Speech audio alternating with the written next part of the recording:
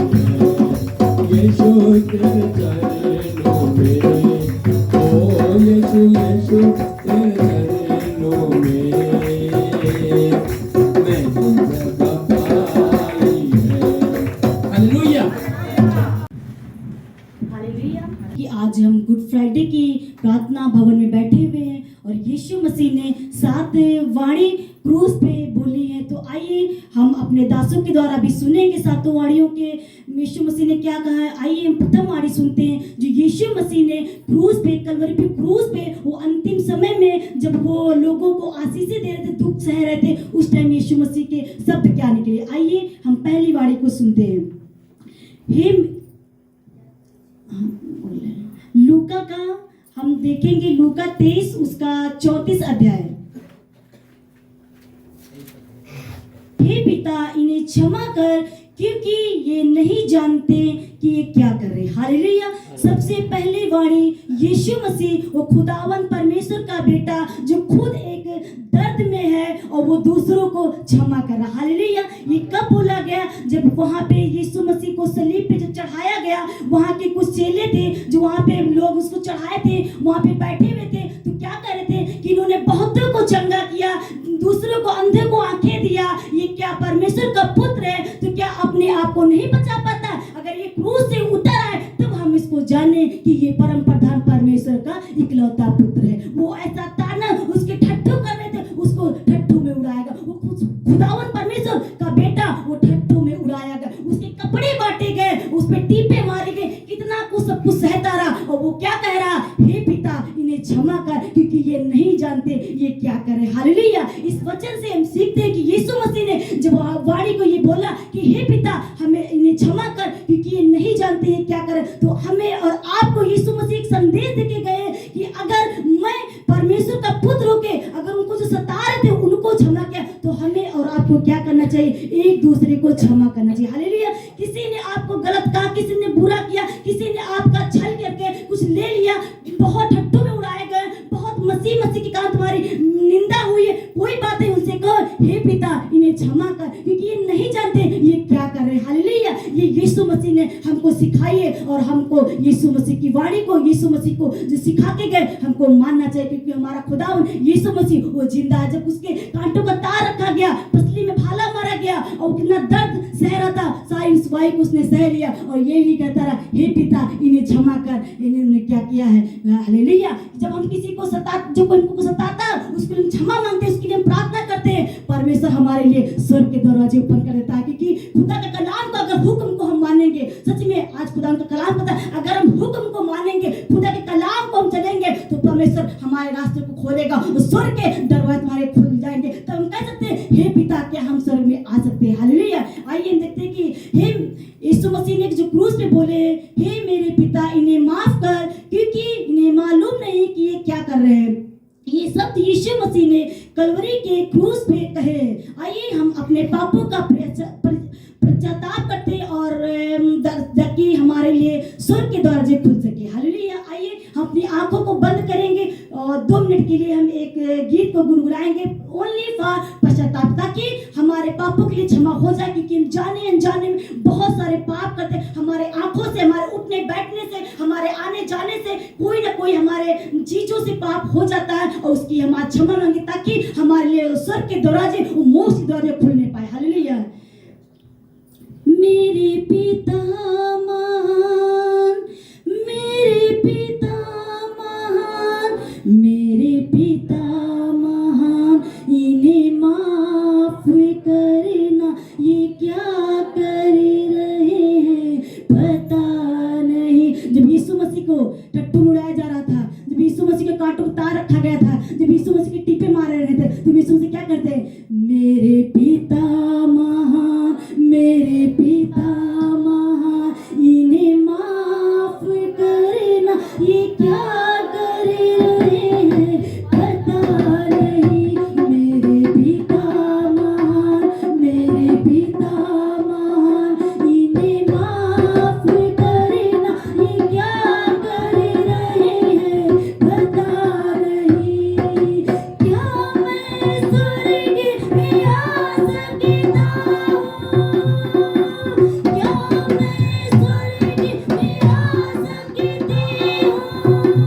मेरे पिता महान, मेरे पिता महान, इन्हें माफ करना, ये क्या कर रहे हैं पता नहीं। मेरे पिता महान, मेरे पिता महान, इन्हें माफ करना, ये क्या कर रहे हैं पता नहीं। हालेलुया। अपनी आंखों को बंद करें और खुदावंद से यही करें, पश्चाताप करें। 23 क्या तू परमेश्वर से भी नहीं डरता? तू भी तो वही दंड पा रहा है और हम तो न्यायानुसार दंड पा रहे हैं, क्योंकि हम अपने कामों का ठीक फल पा रहे हैं। पर इसने कोई अनुचित काम नहीं किया। तब उसने कहा हे यीशु, जब तू अपने राज्य में आए तो मेरी भी सुधि लेना। उसने उनसे कहा मैं तुझसे सच कहता हूँ कि आज ही तू मेरे साथ स्वर्गलोक में होगा। हालेलुया। यहाँ पे हम देखते हैं कि यीशु मसीह जब क्रूस पर लटकाए गए थे तो वहाँ पे 2 उनके अगल बगल में डाकू भी थे। एक तो मतलब जो है गुनहगार था और एक तो मतलब जो है जब उनके साथ में थे तो यीशु मसीह से वहाँ पे जो डाकू थे, एक ने कहा कि हे अगर तू परमेश्वर का पुत्र है तो हमें बचा। हालेलुया। एक ने कहा तू परमेश्वर का पुत्र है तो हमें बचा। दूसरे ने कहा कि मैं तो न्यायानुसार दंड पा रहा हूँ, तू क्या परमेश्वर से नहीं डरता? परमेश्वर से नहीं डरता? तो उसने यीशु मसीह ने क्या कहा कि आज ही तू स्वर्गलोक में होगा। हालेलुया। हालेलुया। तो हम परमेश्वर का धन्यवाद यहाँ पे देखते हैं कि यहाँ पे डाकुओं ने, एक ने विश्वास किया, वो जानता था कि ये स्वर्गीय पिता है, आज हम सब के गुनाहों को लेकर क्रूस पर चढ़ गया है, तो ये हमें जो है स्वर्ग राज्य में हमें भी स्थान देगा। तो क्या हुआ, एक ने कहा, एक को क्या होता है कभी कभी हमें भी संदेश होता है, हम प्रार्थना में आते हैं और करते हैं, चर्च भी जाते हैं, सब कहीं जाते हैं, हम जाते हैं अपनी परेशानियों को लेकर, अपनी परेशानियों से सोचते हैं कि छुटकारा पा जाए, और उसके बाद में क्या होता है कि हम वैसे फिर हो जाते हैं। तो एक डाकू ने कहा, एक को विश्वास था कि हम ये परमेश्वर का पुत्र, यहोवा परमेश्वर का पुत्र है, कि इससे हम जब कहेंगे कि स्वर्गलोक में जाना तो मेरी भी सुधि लेना, तो वहां पे क्या हुआ, एक ने तो अनुचित काम किया था, उसने कहा कि नहीं, तू क्या परमेश्वर से नहीं डरता, मैं तो न्यायानुसार दंड पा रहा हूँ। तो क्या हुआ वहां पे, तब परमेश्वर ने कहा कि तू आज ही मेरे साथ स्वर्गलोक में होगा। आज हमारे और आपके जीवन में बहुत सारी समस्याएं होती हैं, बहुत सारी परेशानियां होती हैं, कुछ तो लोग बहुत अंगीकार करके, पश्चाताप करके परमेश्वर के सामने जाते हैं, वो परमेश्वर को अंगीकार करते हैं। आज हम भाई और बहनों, आप लोग भी आज परमेश्वर से कहें कि प्रभु सच में आज जब आप स्वर्ग में जाना तो मेरी भी सुधि लेना। बहुत सारे लोग होते हैं, उनको शक होता है कि नहीं, कोई ईश्वर नहीं, कोई परमेश्वर नहीं है, कुछ नहीं है, यहाँ पे हम चंगाई लेने के लिए आए हैं, फिर वैसे ही हो जाते हैं। लेकिन कुछ लोग ऐसे होते हैं कि वाकई में पश्चाताप करते हैं, अपने गुनाहों की माफी मांगते हैं और कहते हैं कि परमेश्वर आप स्वर्ग लोक में जाना तो मेरी भी सुधि लेना। तो भाई बहनों, मैं यही कहना चाहूंगी कि आप लोग आज पश्चाताप करिए, उसका कोई गुनाह नहीं था, उसका कुछ भी नहीं था, हमारे और आपके लिए उसने अपने आप को कुर्बान कर दिया, ताकि हम लोग जब स्वर्ग लोक में जाएं तो हम भी उसके साथ में रहें। हालेलुया। तो हम परमेश्वर का धन्यवाद करते हैं कि प्रभु से कहें कि प्रभु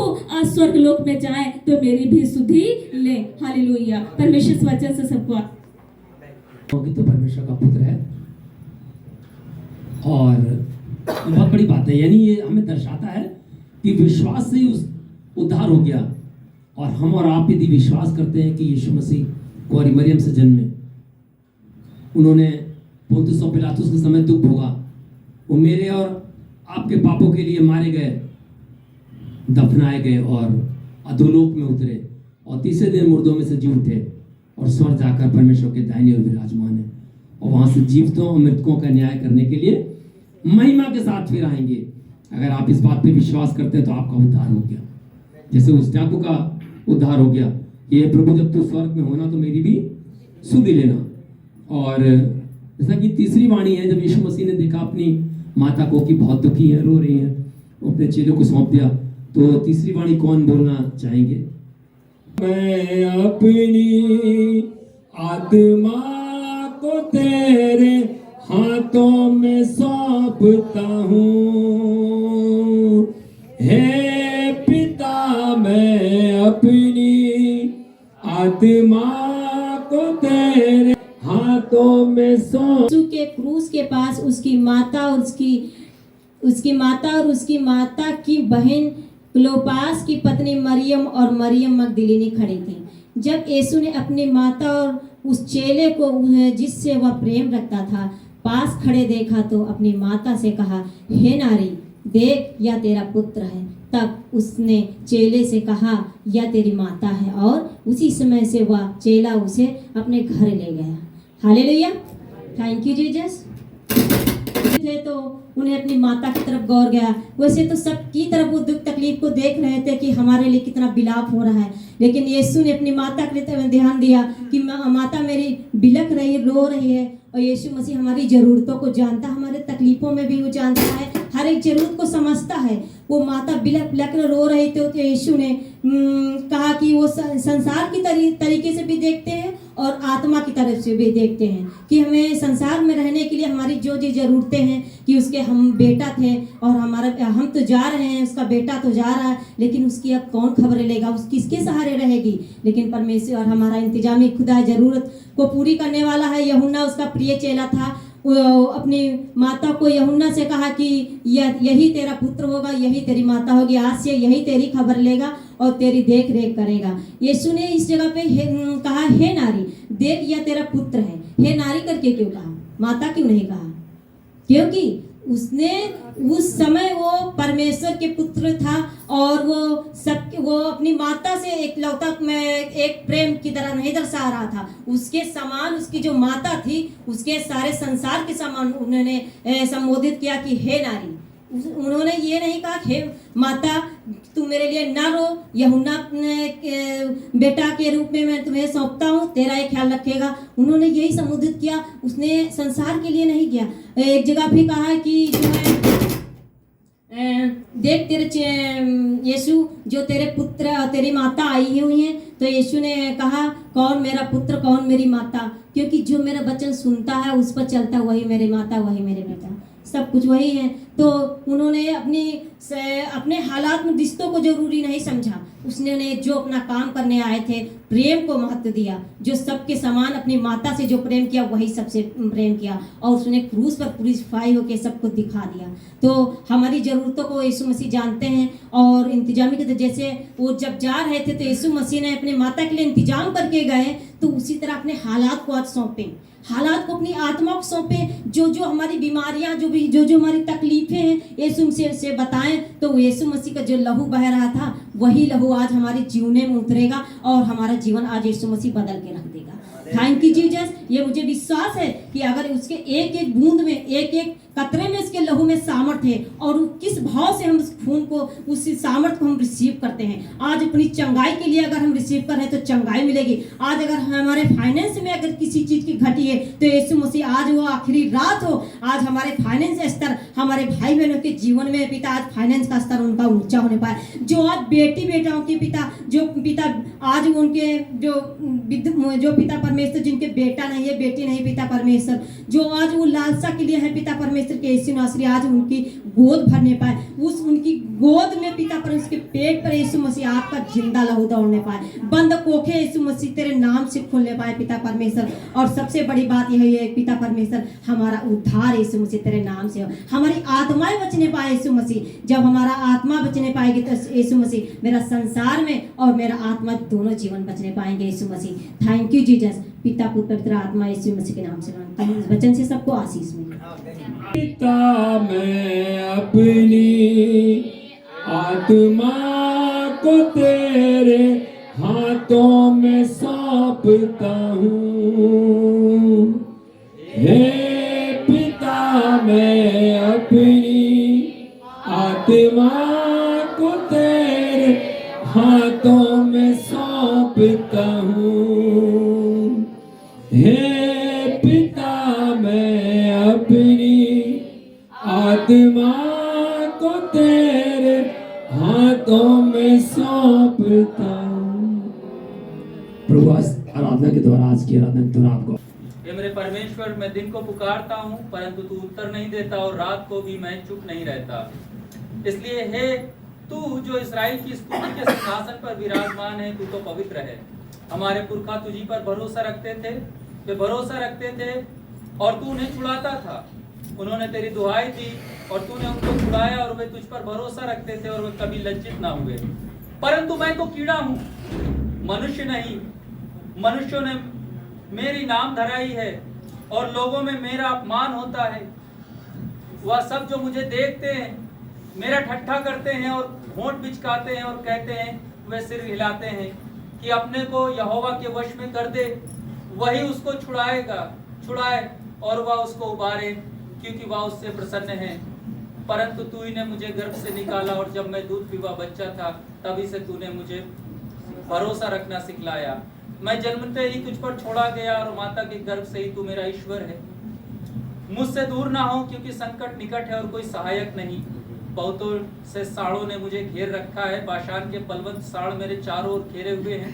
वह फाड़ने और गरजने वाले सिंह की नाई मुझ पर अपना मुंह पसारे हुए हैं। मैं जल की नाई बह गया और मेरी सब हड्डियों के जोड़ जोड़ उखड़ गए। मेरा हृदय मोम हो गया, वह मेरी देह के भीतर पिघल गया।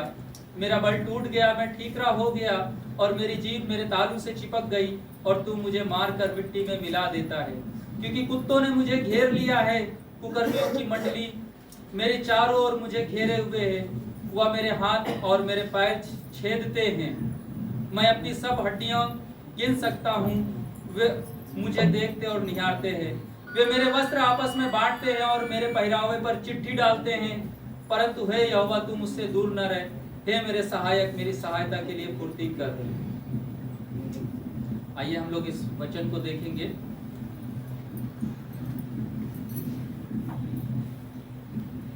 पहर तक उस देश में अंधेरा छाया रहा। तीसरे पहर के निकट यीशु ने बड़े शब्द से पुकार कर कहा, एली एली लामा शबक्तनी, अर्थात हे मेरे परमेश्वर, तूने मुझे क्यों छोड़ दिया। जब से सृष्टि भी नहीं जब से बनी थी, तब से उसके पहले से यीशु मसीह, परमेश्वर और पवित्र आत्मा तीनों साथ थे। और ये तब से लेकर के इस समय तक ये पहला ये अनुभव था जब यीशु ने अपने आप को पिता से अलग महसूस किया। भैया फोन बंद कर लीजिए, है ना। और ये पहली बार ऐसा हुआ था कि यीशु ने अपने आप को पिता से अलग पाया था, और वो इस घड़ी को महसूस कर रहे थे वहां पर। यह हमारे लिए बहुत ही एक आशीषमय बात है कि उन्होंने हमारे और आपके लिए उस संगति को जो आदिकाल से अब तक थी छोड़ना मंजूर किया।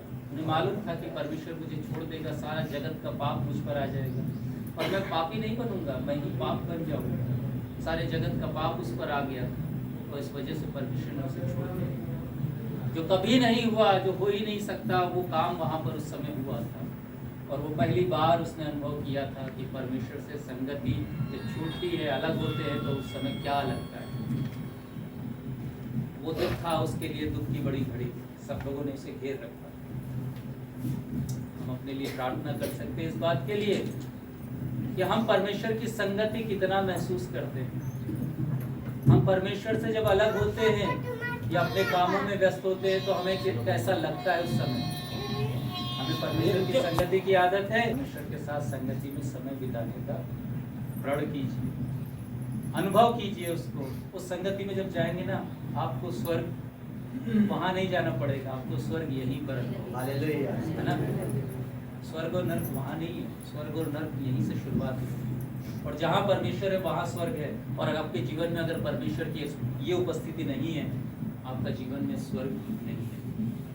अनुभव शुरू कर दीजिए। आपके लिए स्वर्ग का द्वार खुला हुआ है, आज ही खुला हुआ है, अभी खुला हुआ है। प्रभु आशीष दे आप सभी। मैं अपनी आत्मा को तेरे हाथों में सौंपता हूँ। हे पिता, मैं अपनी आत्मा को तेरे हाथों में से देखेंगे यूहन्ना रचित सुसमाचार और उसका 19वां अध्याय और उसका 28। इसके बाद यीशु ने यह जानकर कि अब सब कुछ पूरा हो चुका, इसलिए कि पवित्र शास्त्र में जो कहा गया वह पूरा हो, और कहा मैं प्यासा हूँ।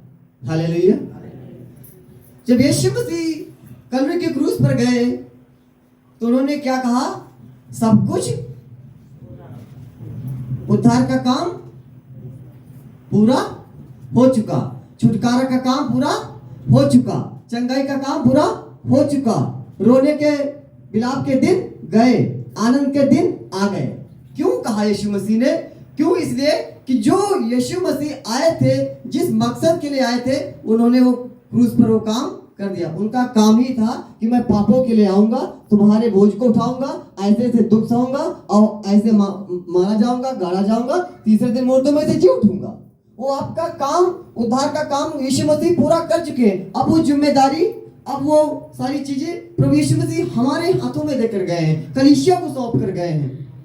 कलीसिया मतलब आप लोग, दुल्हन के हाथ में सब कुछ यीशु मसीह दे गए हैं। तो आज यीशु मसीह ने वहां पर जब कहा कि सब कुछ पूरा हो चुका, ये सारा 53:4 में लिखा हुआ है, मैं दुखों को उठा लिया, निर्बलताओं को उठा लिया, बीमारियों को उठा लिया, विधियों का लेख जो तुम्हारे ऊपर था, जो तुमने किया था, वो क्रूस पर चढ़कर मैंने हाथों पैरों में किले ठुकवा कर वो उद्धार का काम मैंने पूरा कर दिया, शैतान का तमाशा बना दिया, अब जयवंत जीवन में तुम्हें दे दिया।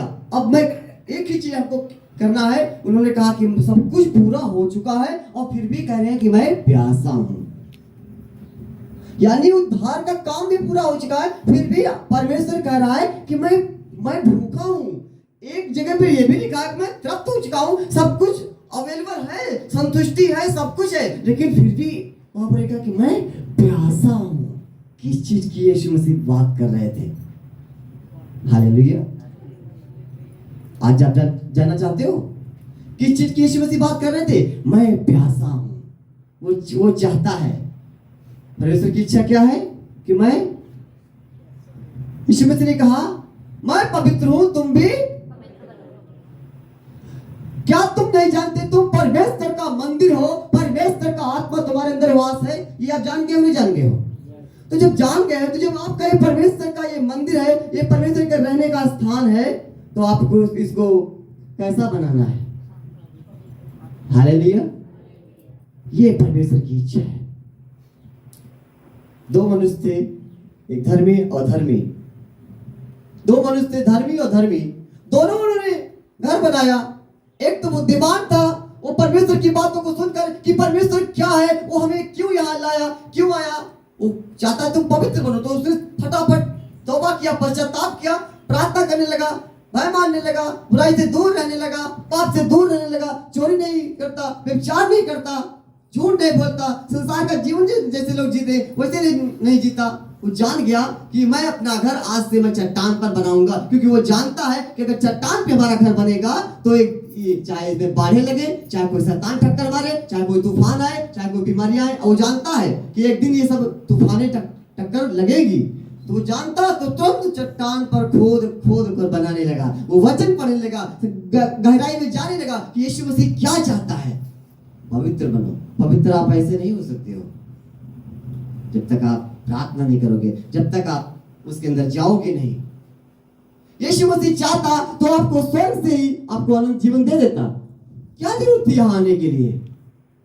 कितना गहरा प्रेम की आपसे मिलने आया यहाँ पर। ये उसकी प्यास थी कि जो टूटा रिश्ता था, जो टूटा रिलेशन था, वो मैं फिर से जोड़ूं। ये उसकी प्यास थी, ये उसकी भूख थी। जब आदम ने पाप किया तो परमेश्वर ने उसको निकाल दिया, फिर भी उसके अंदर एक प्यास थी कि अब मैं फिर से रिश्ता कैसे जोड़ूं। यही वो चाहता है। लेकिन हम आज सब कुछ कर रहे हैं, हर एक चीज कर रहे हैं, प्रार्थना कर रहे हैं, भवन में जा रहे हैं, सब कर रहे हैं, सारी चीजें फॉलो कर रहे हैं, लेकिन अपने आत्मिक जीवन में उसको हम लागू नहीं कर रहे हैं। हालेलुया। पहला वचन में क्या लिखा हुआ है? भजन संहिता 1 में लिखा हुआ है, वहां पर लिखा है धर्मी और धर्मी दोनों के बारे में लिखा हुआ है कि धर्मी के निकट कौन रहता है? धर्मी के निकट कौन रहता है? परमेश्वर। तो अधर्मी के निकट कौन रहता है? और यहूदा की पत्री में लिखा हुआ है, 1:6 में पढ़ लेना, मैं बाद में बताऊंगा कि उनके लिए जो शैतान है उन्होंने अपना पद नहीं रख छोड़ा, इसीलिए उनको हमेशा काल के लिए वो अंधकार ठहरा दिया गया। और जहां अंधकार होता है वहां शैतान होता है। अगर आप चोरी करोगे, आप पाप करोगे, आप व्यभिचार करोगे, आप नशा करोगे, आप झूठ बोलोगे, आप एक दूसरे को माफ नहीं करोगे, आप परमेश्वर की 10 आज्ञाओं को नहीं मानोगे, तो वहां पर अंधकार है। और अंधकार छिप नहीं सकता, शैतान आ जाएगा, क्योंकि परमेश्वर ने उसके लिए अंधकार सदाकाल के बंधनों में उसको रखा है। वो छिप नहीं सकता, वो आएगा और परमेश्वर भी नहीं रोक सकता, क्योंकि उसको हमेशा का अंधकार दिया गया है। इसलिए परमेश्वर कहता है उस अंधकार से निकलो और मैं तुम्हें ब्लेस करूं, उस पाप से निकलो मैं तुम्हें ब्लेस करूं। वो चाहता है उसमें से निकलो। परमेश्वर पापियों से प्रेम करता है, लेकिन पाप से वो नफरत करता है। इसलिए कहता है मैं प्यासा हूं। अब तुम हमेशा पापी बने रहो, हमेशा आप इधर पाप ही करते रहो। कहता है इसमें से निकलो, मैं प्यासा हूं, मैं तुम्हारी आत्मा का प्यासा हूं, मैं तुम्हारे हर चीज का प्यासा हूं, मैं तुम्हें अनाथ नहीं छोड़ूंगा, मैं तुम्हें हर चीज दूंगा। लेकिन कहता है पाप से निकलो, उस बुराई से निकलो जिसके लिए मैं आया हूं। मैं तुम्हें जीवन देने के लिए आया हूं। और ऊपर थोड़ा हम पढ़ेंगे, यहां पर लिखा हुआ है कि जब यीशु या पुत्र है और आज तो माता है और तुरंत पुत्र उसे घर ले गया। आज पुत्र यीशु मसीह आज इसको अपने घर ले आओ, इस वचन को अपने हृदय में संभालो, इस वचन को अपने अंदर रख लो। और सच में मैं कह रहा हूँ किसी चीज की कोई घटी नहीं होगी। मैं यकीन के साथ कहता हूँ, कोई साथ दे या ना दे, कोई करे न करे, अगर आप इसको अपना जीवन साथी हम सफर तुमने बना लिया है, तो मैं यकीन के साथ कहता हूँ स्वर्ग के झरोखे आपके लिए खुल जाएंगे, स्वर्ग के झरोखे खुल जाएंगे। उसको किसी की एड्रेस की जरूरत नहीं है, उसे किसी की जरूरत नहीं है, ना पिन कोड की, ना किसी चीज की। वो जब डिलीवर करता है तो डायरेक्ट आपके घर डिलीवर होगा। मैं यकीन के साथ कहता हूँ स्वर्ग की झरोखे आपके खुलेंगे, आसमान की खिड़कियां खुलेंगी। बस इसको अपना जीवन साथी बना लो, भय मानने लगो। इस चीज के प्यासा है, ये चाहता है तुम पवित्र बनो, वो चाहता है ये मेरी बेटी बेटा करे, लेकिन आज ऐसा नहीं हो रहा है। वचन पढ़े और सुने जाने पे आशीष मांगते। आमीन।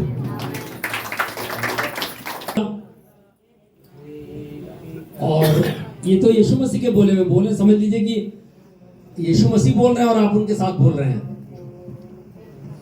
हे पिता मैं अपनी आत्मा को तेरे हाथों में सौंपता हूँ।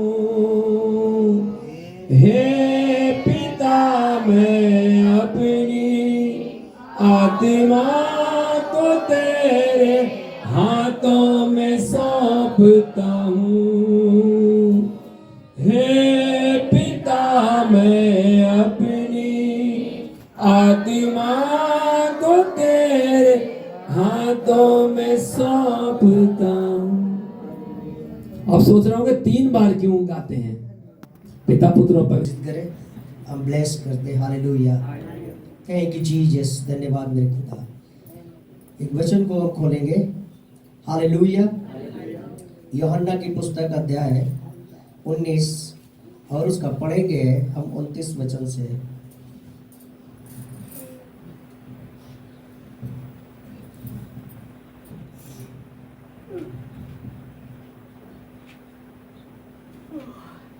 वहाँ सिरके से भरा हुआ एक बर्तन रखा था, अतः उन्होंने सिरके में भिगोए हुए स्पंज को जुए पर रखकर उसके मुंह से लगाया।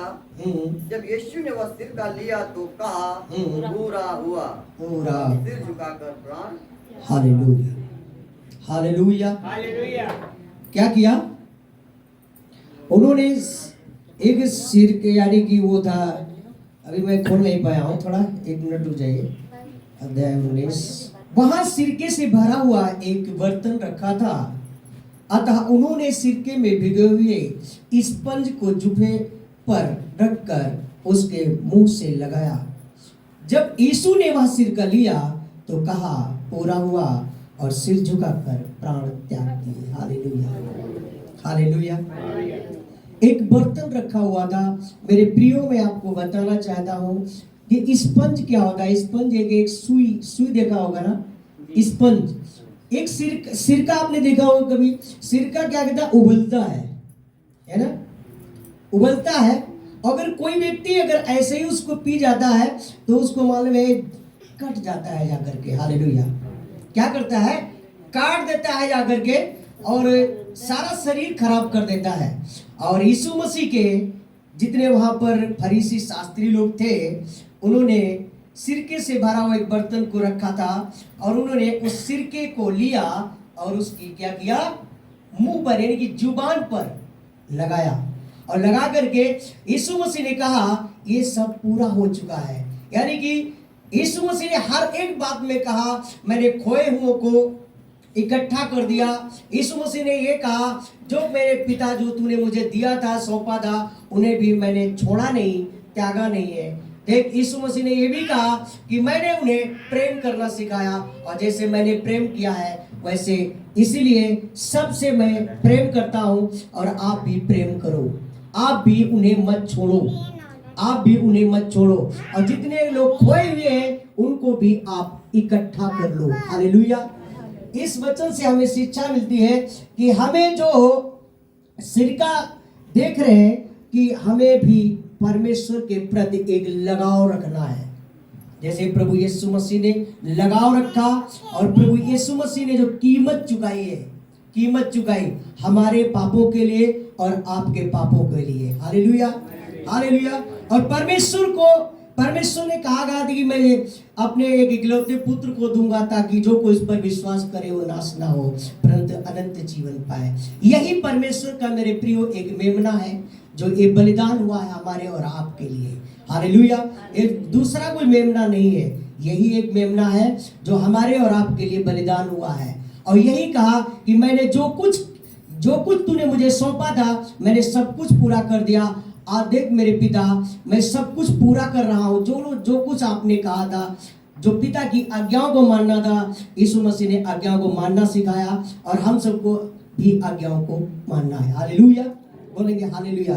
एक हमको गीत गाते हैं, परमेश्वर ने जगत से ऐसा प्रेम किया, उसी ने अपना इकलौता बेटा दे दिया, दे दिया, दे दिया। परमेश्वर ने जगत से ऐसा प्रेम किया, उसी ने अपना इकलौता बेटा दे दिया, दे दिया। जो कोई उस पर विश्वास लाएगा, नाश न होगा, अनंत जीवन पाएगा, पाएगा, पाएगा।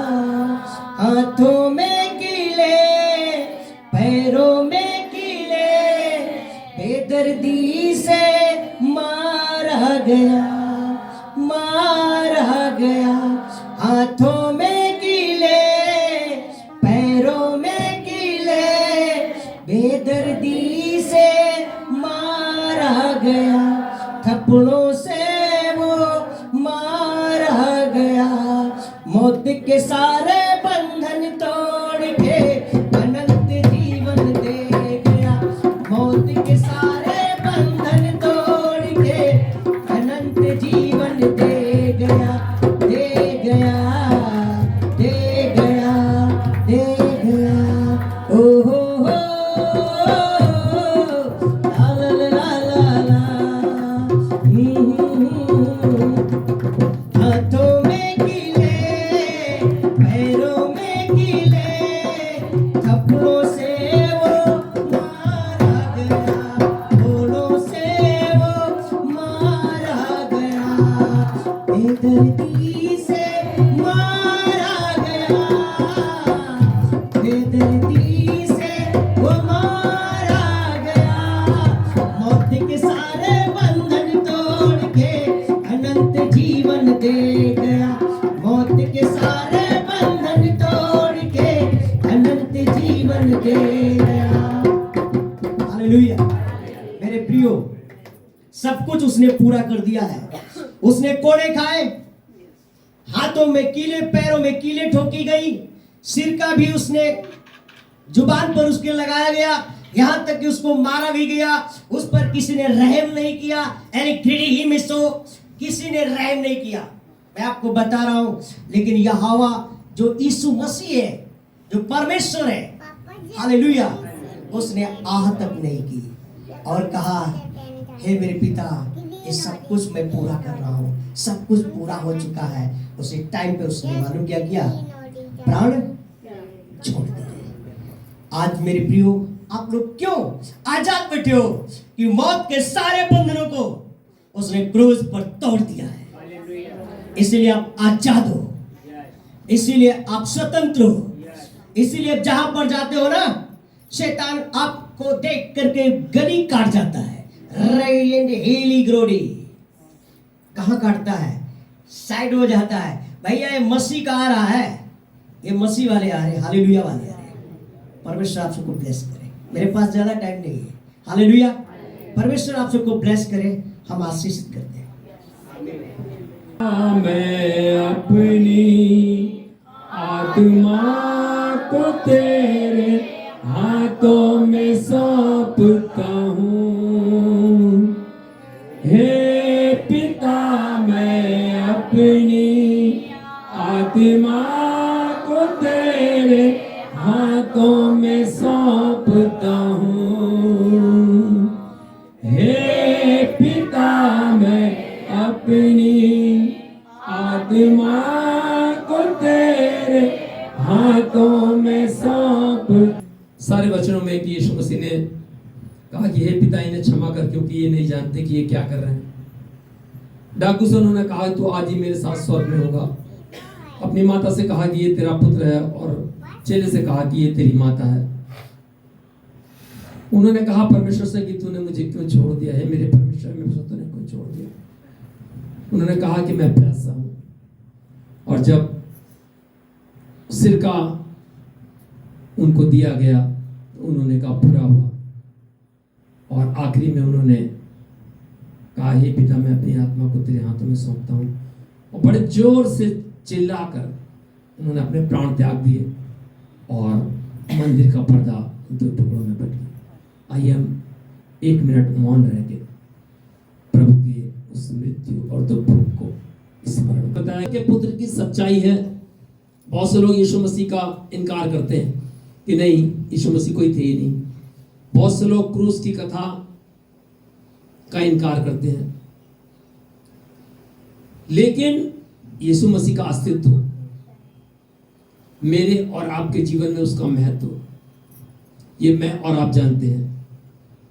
बहनों भाइयों, यीशु मसीह की सच्चाई, उनका मर जाना जी उठना, अब से यीशु मसीह को आए हुए 2000 साल से भी ज्यादा हो गया, और उससे भी 700-800 साल पहले यशायाह नबी ने उसका 53वां अध्याय उसकी पहली से 12वीं आयत को जब आपको समय मिले पढ़िएगा, तब यीशु मसीह के बारे में सारी भविष्यवाणी कर दी, जैसा कि अभी भजन संहिता में बताया गया आपको। और आइए हम इस बात पर गौर करें कि मैं अपनी आत्मा को तेरे हाथों में सौंपता हूं। बहनों भाइयों, जब भी मैं इस दुख के 7 वचनों पर गौर करता हूं तो मेरे मन यहोवा को धन्य कह, हे मेरे मन यहोवा को धन्य कह और उसके किसी भी उपकार को, जो कुछ मुझ में है वह उसके पवित्र नाम को धन्य कह, जो कुछ मुझ में है वह उसके पवित्र नाम को धन्य कह। हे मेरे मन यहोवा को धन्य, हे मेरे मन यहोवा को धन्य कह, उससे पहले है हे मेरे मन यहोवा को धन्य कह, उसके किसी भी उपकार को ना भूलना। जब मैं क्रूसिफिकेशन की ओर ध्यान देता हूं, इससे बड़ा उपकार कौन सा हो सकता है कि प्रभु यीशु मसीह मुझे और आपको बढ़ाने के लिए सलीब पर कुर्बान हुए कि मेरी आत्मा बचाई जा सके। इसलिए ये आयत हमें बताती है कि हर समय हमको क्या करना है, प्रभु को धन्यवाद देना है। दूसरी आयत में क्या लिखा हुआ? हे मेरे मन यहोवा को धन्य कह और उसके किसी उपकार को ना भूलना, वही तो तेरे सब अधर्म को क्षमा करता और तेरे सब रोगों को चंगा करता है। वही तो तेरे सब अधर्म को क्षमा करता है। यीशु मसीह ने सलीब पे चढ़ के केवल डाकू को माफी नहीं दी, सारी मानव जाति के लिए कहते कि प्रभु इन्हें क्षमा कर, क्योंकि ये नहीं जानते कि ये क्या, सारे अधर्म को क्षमा करता और सारे रोगों को चंगा करता। हम लोग कहते हैं ना यीशु के लहू से चंगाई आती है। इस आयत का यीशु के क्रूसिफिकेशन से बहुत गहरा संबंध है। और आगे क्या लिखा वहां पर? वही तो तेरे प्राण को नष्ट होने से बचा लेता, वही तो तेरे प्राण को नष्ट होने से बचा लेता और तेरे सर पर करुणा और दया का मुकुट बांधता है। तेरे प्राण को नष्ट होने से बचा लेता है। अगर यीशु मसीह सलीब पे ना चढ़े होते तो मैं और आप नहीं बचाए जा सकते। इस आयत का इस आयत से रिलेशन है जो यीशु मसीह के आने से बहुत सैकड़ों साल पहले, मैं सोचता हूँ 1000 से भी ज्यादा होगा, लिखी गई होगी कि वही तो तेरे सर पर दया और करुणा का मुकुट बांधता। परमेश्वर की करुणा मुकुट। यीशु मसीह के सर पर कौन सा था मुकुट? कांटों का मुकुट। वो कांटों का मुकुट आपके और मेरे लिए दया और करुणा का मुकुट बन गया। हे मेरे मन, तू अपने प्रभु को धन्य कर, उसके किसी भी उपकार को ना भूलना, क्योंकि वही तो तेरे सारे अधर्म को क्षमा करता है और तुझे सब पापों से छुड़ा लेता है, सब रोगों से चंगा करता है और तेरे सर पर दया और करुणा का मुकुट बांधता है। यह क्रूसिफिकेशन का असली मकसद। लेकिन तब परमेश्वर भी मुझसे और आपसे चाहता है कि हम भी कुछ करें। मैं शुरू में बताया था आपको, यीशु मसीह के बलिदान को व्यर्थ ना जाने दें। और इसके बारे में हम लोग देखेंगे कि एक आयत देखेंगे हम लोग, बहुत सुंदर आयत है, और मरकुस 8 और उसकी 34वीं आयत को हम लोग देखेंगे। और मैं पढ़ूंगा मरकुस 8 और उसकी 34वीं आयत को। अभी यीशु मसीह ने सलीब पर अपने बलिदान को दे दिया।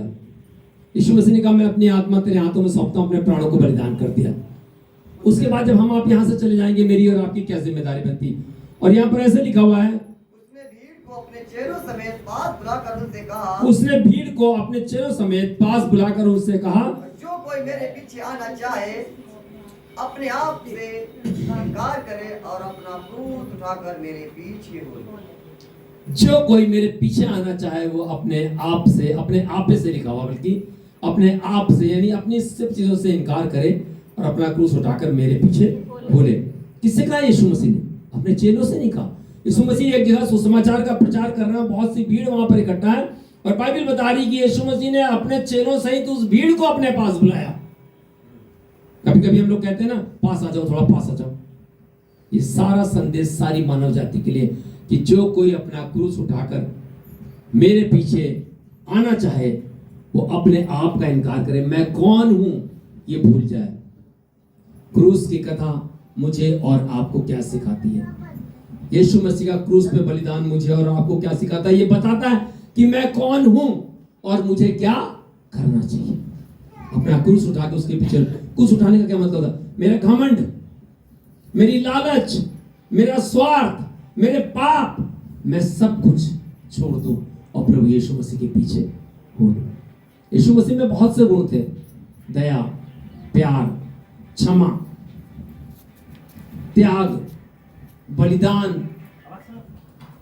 प्रेम, जो हम मनुष्यों में भी ये गुण होते हैं, लेकिन यीशु मसीह में इससे कहीं ज्यादा थे। और तभी तो क्या मैं और आप किसी के लिए अपनी जान दे सकते हैं? शायद बहुत सोचना पड़ेगा, हो सकता है बहुत हिम्मत करके दे भी दे, लेकिन यीशु मसीह ने तो सूली पर अपने प्राणों को दे दिया, निर्दोष होते हुए भी। तो ये बताता है, यीशु मसीह का क्रूस का बलिदान बताता है कि क्रूस लेके उसके पीछे चलने का मतलब ये कि हम अपने हर एक दुर्गुण को छोड़ दें।